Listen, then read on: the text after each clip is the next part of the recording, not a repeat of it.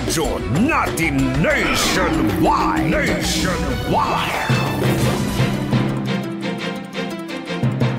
Good morning Luzon, Visayas at Mindanao. Tamang oras natin sa buong Pilipinas ngayong Wednesday ng umaga, 7:08 na po. Kasama ho ninyo sa ngalan ni Partner Angel at ng buong puwersa ng radyo natin nationwide, Cheska San Diego, Bobadilla. Radyo natin nationwide. Isa na namang OFW na taga-Gimba ang hindi tinrato ng maayos sa Saudi Arabia. Nakakalungkot ang balita na yan pero buti na lang merong mga tumutulong. Isa na ho dyan ang radyo natin Gimba. Kasama natin mula 105.3 radyo natin Gimba si Leia Valdez. Ma'am Leia, ano na po ang update dyan? Yes, magandang umaga po Ma'am Cheska. Isa na namang OFW na taga-Gimba ang nakaranas ng pangmamaltrato sa bansang Saudi Arabia ang hiningi ng saklolo ng kanyang pamilya sa Quick Response Team ng radyo natin Gimba linggo ng gabi, Enero 19. Napasugod si Ginang Daria Soratos, ina ng OFW, na si Edisa Soratos, residente ng Barangay Kawayang Bugtong, upang humingi ng tulong dahil sa umano'y nararanasang pang-aabuso ng amo sa kanyang anak. 6 na buwan pa lang si Edesa bilang kasambahay, sa simula ay kinakaya pa raw nitong tiisin ang pagtrato ng amo. Delayed na sahod at overwork, ngunit kalaunan ay sinasaktan na at pinagbabantaan pa na ipapakulong at puputulin ang kamay. Nakiusap si Daria na sana ay matulungan siyang mapauwi ang anak.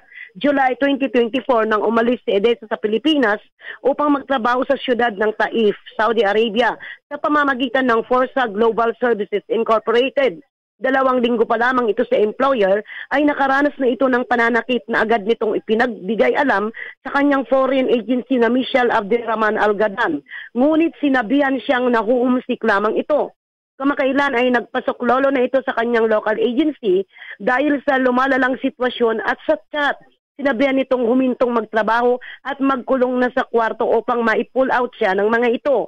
Ma'am Cheska, dahil sa pakikipag-ugnayan ni Edesa sa Quick Response Team at video post sa kanyang Facebook account ng kanyang kalagayan, nagalit ang amo at kinumpiska nito ang kanyang telepono.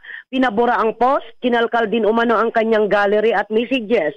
Halos 24 oras na nawalan ng kontak si Edesa na mas lalong pinag-alala ng kanyang pamilya.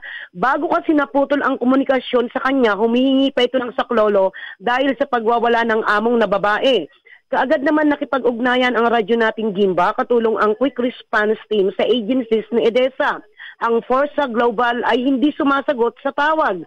Kalaunan ay nag-message itong nakikipag-ugnayan na sila sa employer.